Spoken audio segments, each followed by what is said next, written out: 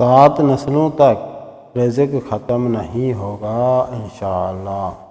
ہاں کیوں نہیں، اللہ تبارک و تعالیٰ کے اسماء کی برکت ہے۔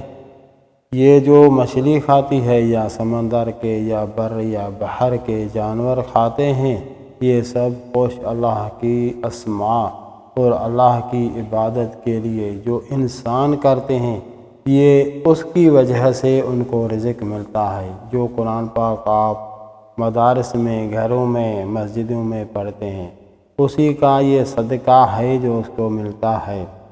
مچھلی تو کبھی جو کچھ کرتی ہے اسی سے زیادہ بھی نہیں کر سکتی اور اسی سے کم بھی نہیں، اور کوئی مخلوقات بھی اسی سے کم بھی نہیں کر سکتی اور اسی سے زیادہ بھی نہیں کر سکتی۔ لیکن قیامت کب آئے گی؟ جب انسان عبادت کرنا چھوڑ دیں گے۔ مقصد ظاہر ہو گیا کہ انسان کی عبادت کی وجہ سے سب کوئی کھا پی رہے ہیں، اور دنیا کا روح یہ کلام اللہ ہے، یہ اللہ تبارک و تعالیٰ کا اسماء ہے۔ اللہ تبارک و تعالیٰ کو ماننا ہے۔ یہ اسماء پڑھیں، یا اللہ یا اللہ یا اللہ، یا رب یا رب یا رب، یا حی یا قیوم، یا ذا الجلال والاکرام، اسألک باسمک العظیم الاعظم ان ترزقنی رزقا واسعا حلالا طیبا برحمتک یا ارحم الراحمین۔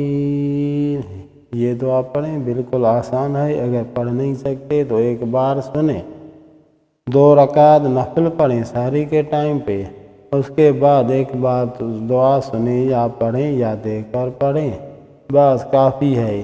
اللہ تبارک و تعالی آپ کے 7 نسلوں تک انشاءاللہ تبارک و تعالی گھر میں برکت ہی برکت، برکت ہی برکت ہوگی۔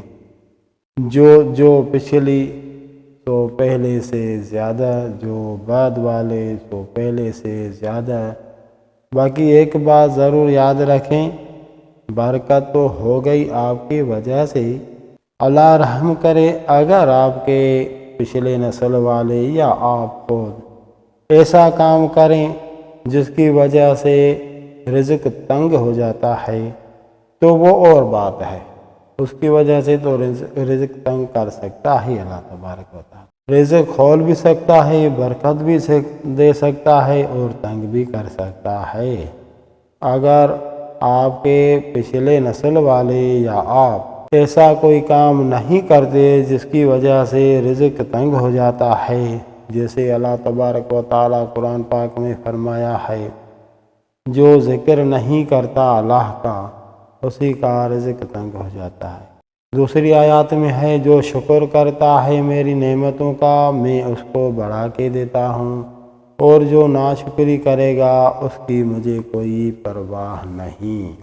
یہ باتیں بھی ہیں۔ برکت دینے کے لیے آپ نے یہ وظیفہ پڑھا، اور پھر رزق ختم کرنے والا کوئی ایسا کام کیا، کسی کے ساتھ ظلم کیا تو ہو سکتا ہے کم ہو جائے۔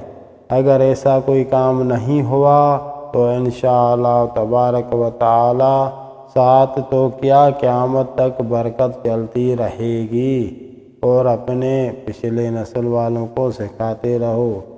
ضروری نہیں کہ روزانہ پڑھو، رمضان کے کچھ دن پڑھو، پھر بھی انشاءاللہ تعالی برکت ہی برکت پورا سال۔